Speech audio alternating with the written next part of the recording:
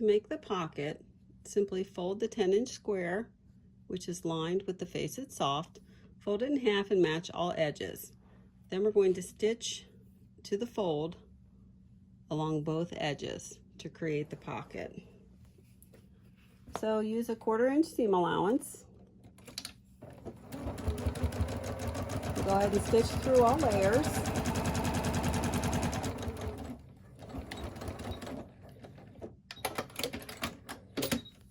And then we'll turn this right sides out and press it at the pressing station.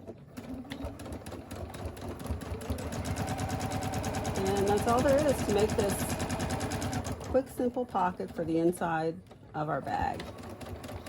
Here's our pocket, turned right side out and pressed.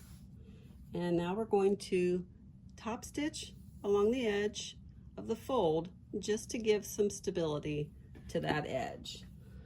So again, use a 1/4-inch seam allowance or whatever you're comfortable with.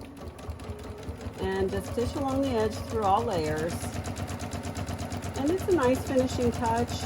It isn't necessary, but it does help stabilize the top edges of this pocket. And that's all there is to it.